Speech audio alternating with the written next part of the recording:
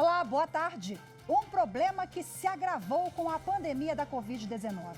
O número de pessoas que não têm o que comer aumentou em todo o planeta e no Brasil não foi diferente. No Jornal da Justiça de hoje, você vai ver uma iniciativa do Tribunal de Justiça do Rio Grande do Sul que uniu esforços com outros poderes para ajudar o combate à fome no estado. E você vai ver também.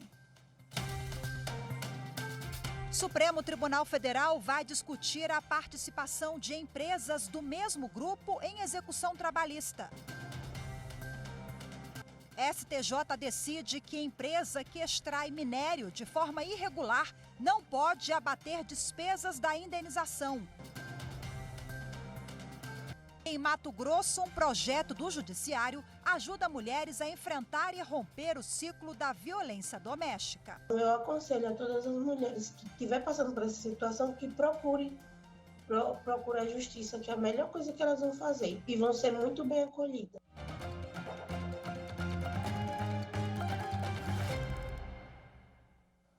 Empresa que extrai minério de forma irregular não pode abater despesas da indenização. O caso foi julgado pela primeira turma do Superior Tribunal de Justiça. De forma unânime, o colegiado deu provimento ao recurso especial da União e condenou uma empresa a ressarcir integralmente ao poder público o valor obtido com a extração irregular de areia no município de Araranguá, em Santa Catarina. O Tribunal Regional Federal da 4ª Região havia determinado que fossem abatidos do valor da indenização os custos da empresa com a extração mineral, ainda que promovida ilegalmente, e condenou a mineradora a pagar danos materiais de 50% do valor obtido com a extração irregular de areia. Na ação, a União pleiteava o ressarcimento de mais de R$2 milhões.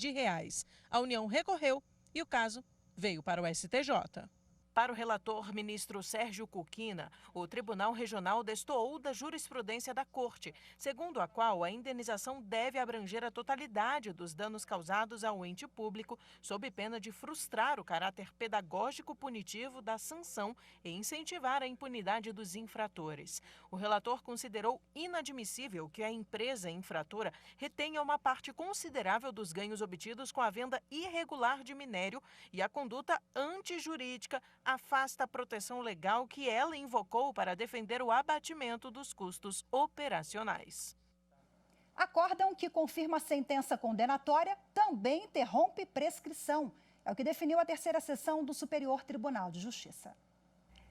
Sob o rito dos recursos especiais repetitivos, cadastrado como tema 1100, a 3ª Seção estabeleceu a tese de que o acórdão condenatório previsto no Código Penal interrompe a prescrição, inclusive quando o confirmatório de sentença condenatória, seja mantendo, reduzindo ou aumentando a pena anteriormente imposta. Os recursos repetitivos analisados no colegiado tiveram a relatoria do ministro João Otávio de Noronha.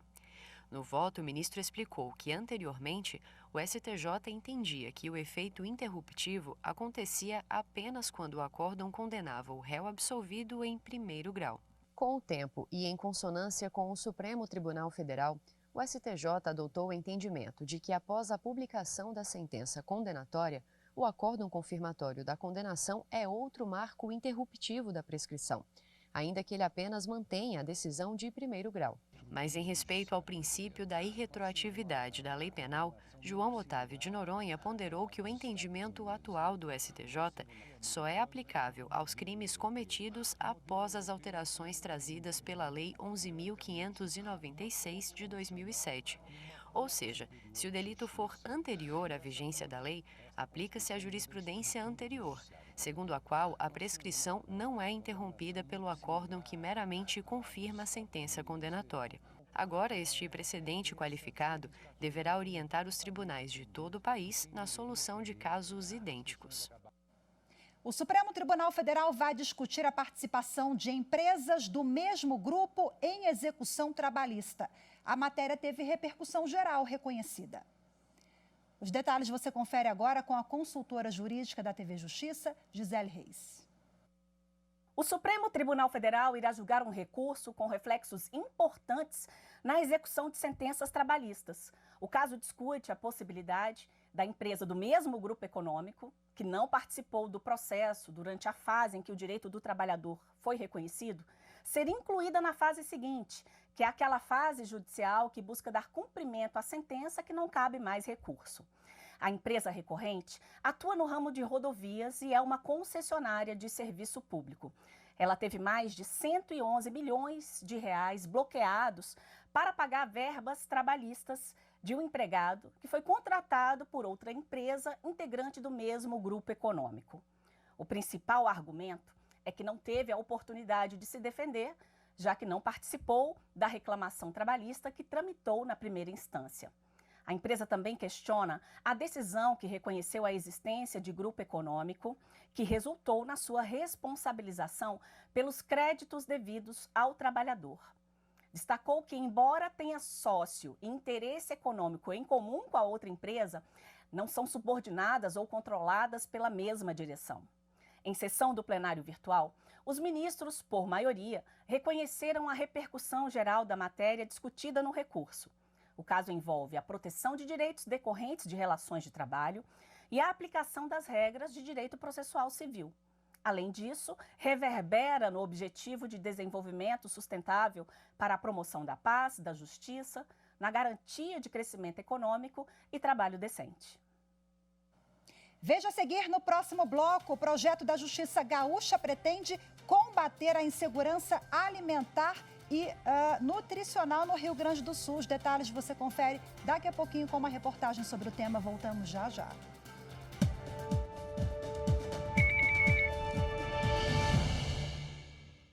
Os povos indígenas confiam no processo eleitoral, confiam nas urnas eletrônicas, que tem tido um processo transparente.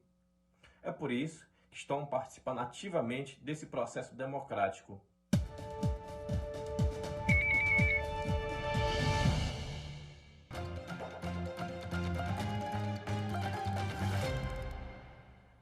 Nova etapa do movimento Rio Grande contra a Fome. O projeto do Tribunal de Justiça do Rio Grande do Sul, criado em conjunto com os demais poderes do Estado, pretende combater a insegurança alimentar e nutricional na sociedade gaúcha. Durante a cerimônia de lançamento do movimento Rio Grande contra a Fome, no âmbito do Judiciário Gaúcho, a presidente do TJRS, desembargadora Iris Helena Medeiros Nogueira, fez um importante anúncio. Como forma de demonstrar o engajamento do Poder Judiciário no movimento Rio Grande contra a Fome, eu tenho a honra de anunciar a decisão desta administração no sentido de destinar a importância de 20 milhões de reais no enfrentamento da fome no nosso estado. Cerca de 320 mil famílias serão beneficiadas com a doação do TJRS.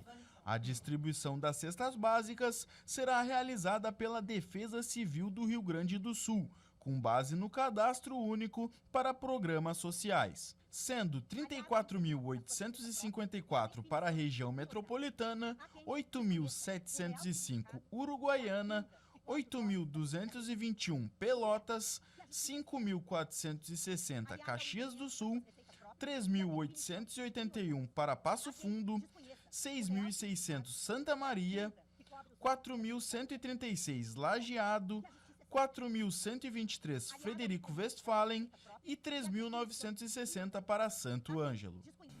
O Poder Judiciário Gaúcho não será mero firmatário dessa iniciativa. Muito pelo contrário.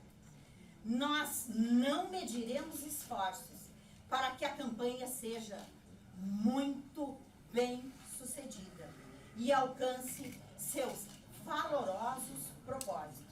Além do reforço financeiro, o TJRS vai se mobilizar em prol da campanha em todas as 165 comarcas do estado. Os diretores receberam um ofício com a solicitação da organização de pontos de arrecadação de alimentos em suas cidades. Além disso, os foros devem ficar encarregados de fazerem campanhas de mobilização em suas regiões, visando buscar possíveis doadores. O juiz de direito Marcelo Malísia Cabral será o gestor do movimento no âmbito do judiciário. A adesão do TJRS faz parte do Judiciário Solidário. O projeto é estratégico e busca estimular ações e campanhas em defesa das pessoas que mais precisam de ajuda. E penso que não existe maior solidariedade do que auxiliar as pessoas levando alimentos aos necessitados.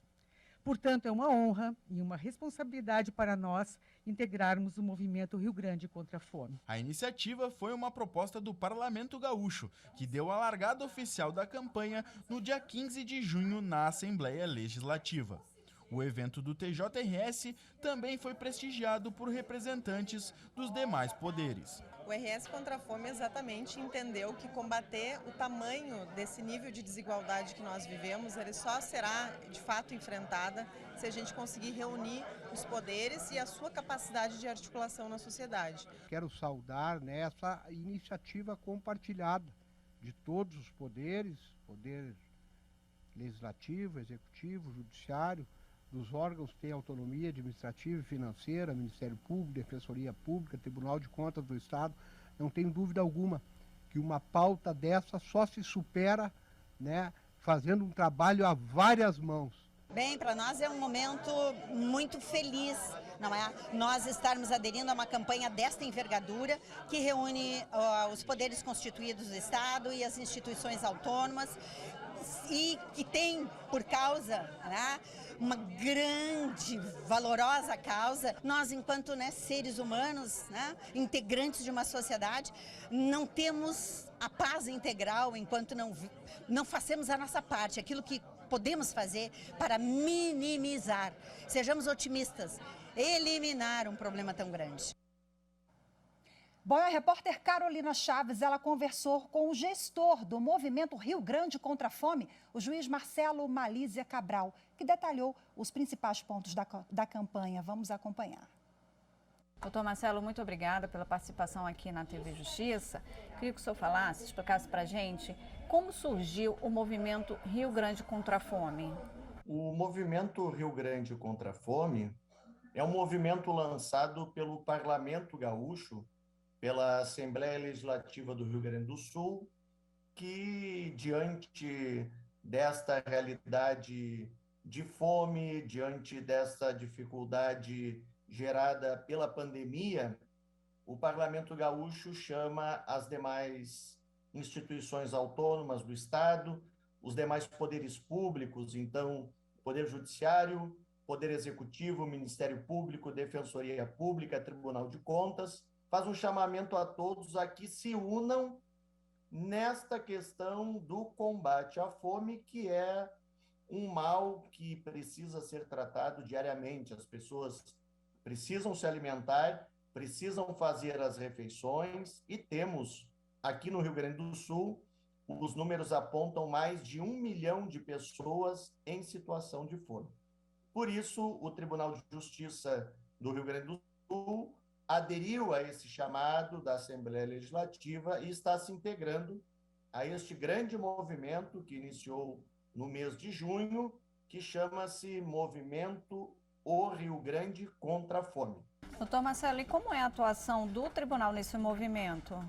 O tribunal, ele destinou 20 milhões de reais do seu orçamento, contingenciou 20 milhões de reais para destinar ao combate à fome. Então, nós estamos adquirindo, com esses 20 milhões de reais, 80 mil cestas básicas que serão destinadas à Defesa Civil do Rio Grande do Sul, que repassará esses alimentos a famílias em situação de extrema vulnerabilidade social.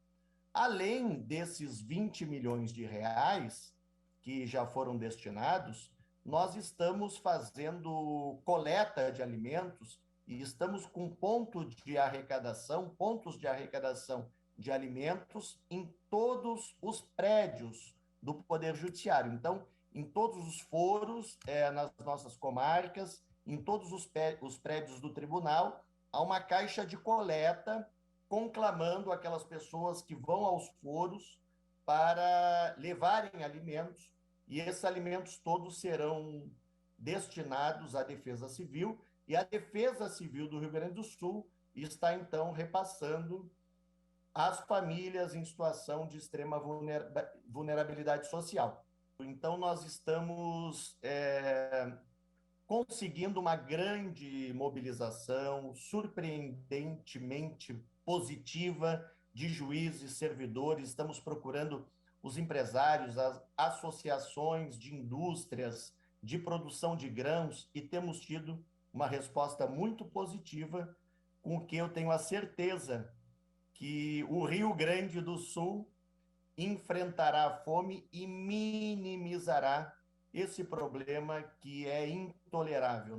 Agora, doutor, para a gente finalizar, esta ação do tribunal está alinhada com o CNJ, né, que inclui a Agenda 2030 no Poder Judiciário.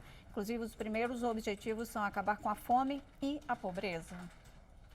Exatamente. Esta ação, ela integra o planejamento estratégico do Tribunal de Justiça. Nós temos aqui no Tribunal de Justiça do Rio Grande do Sul um planejamento estratégico e temos um eixo programático que é o Judiciário Solidário. Então, além desta ação de combate à fome, uma série de outras ações têm sido desenvolvidas pelo Tribunal de Justiça do Rio Grande do Sul, e ações essas que estão alinhadas aos Objetivos de Desenvolvimento Sustentável para o Milênio, estabelecidos pela ONU, estão alinhadas com a Agenda 2030, e nesta ação da arrecadação de alimentos, nós estamos buscando concretizar os 2 primeiros ODS, que são o combate à fome e a erradicação da pobreza, e tenho certeza que conseguiremos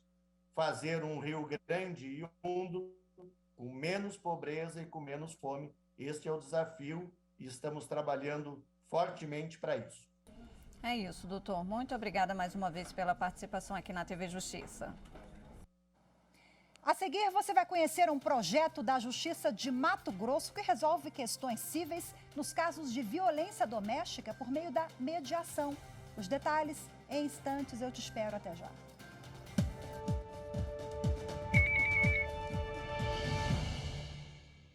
A história das urnas eletrônicas se confunde com a própria história da Justiça Eleitoral, tendo em vista que a previsão da criação das urnas já se dava no Código Eleitoral de 1932.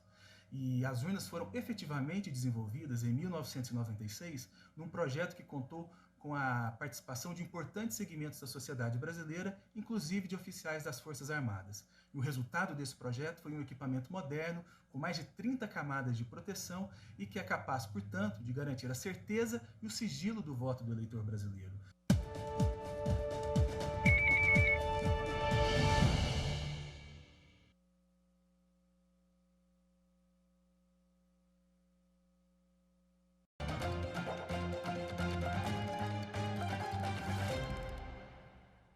O projeto Acolher e Mediar, da Justiça de Nova Mutum, em Mato Grosso, resolve questões cíveis nos casos de violência doméstica por meio da mediação. Muito mais rapidez e segurança para a mulher que já sofreu com agressões e quer reconstruir a sua vida. O relato da Ângela é a realidade de muitas mulheres vítimas do ciclo da violência doméstica. Ele quebrou 2 telefones meus e me agrediu. A minha unha, como eu tenho ansiedade, eu não tenho unha. Então, eu sempre coloquei uma unha de fibra. E chegou o ponto dele quebrar as minhas unhas, que arrancou a minha unha. A minha unha de baixo, a minha unha mesmo, quebrou, que ficou em carne viva, sangue na parede do banheiro. Muitos são os fatores que levam ao adiamento do pedido de socorro. De início, a esperança de que o agressor, o companheiro, vá mudar, se regenerar. E, por fim, o medo de morrer, de perder a guarda dos filhos, de não conseguir sustentar as crianças. Enfim, preocupações que tornam difícil a decisão de dar um basta à situação de violência. E é justamente aí que o projeto Acolher e Mediar vem atuando em Nova Mutum, médio norte do estado. A gente busca dar esse acolhimento para as vítimas de violência doméstica, de modo que elas possam resolver as questões cíveis dela, né, que seria a questão de família também. Questão de guarda de filhos, questões de imóvel, pensão. O que o projeto Acolher e Mediar faz é empoderar esta mulher, que finalmente, com o uso da mediação feita pelo judiciário, pode romper todas as amarras que ainda acorrentam a vítima ao agressor. Nessa conciliação, ela é feita por conciliadores credenciados do Tribunal de Justiça, passa por todo um ambiente adequado, efetuado pelo Sejusc, e lá eles conseguem resolver esses problemas para evitar essa espiral de conflito, que possa acontecer quebra de medida protetiva com a prisão do rapaz, ou mesmo agressões ou discussões. Enfim, permite que eles mantenham um certo distanciamento, porque já não tem mais questões pendentes a resolver, né? Um empoderamento que começa já no primeiro acolhimento, ainda na delegacia. Cada 10 mulheres que solicitam medidas protetivas, de 8 a 9 optam por estar obtendo também essa medida cautelar de estar sendo encaminhada aí ao Poder Judiciário para resolver essas questões cíveis, né, de mediação.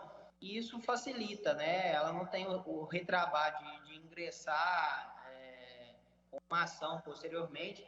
Isso já agiliza bastante, né? E para executar o projeto, muitos cuidados foram tomados. Estudo, atenção, humanização do acolhimento e apoio integral às vítimas, assegurando os direitos dela e dos filhos e evitando novos processos no judiciário. O Sejusc, na verdade, ele tem essa função também social de intervir, de cessar o conflito, porque é algo fantástico do Poder Judiciário, a conciliação, né?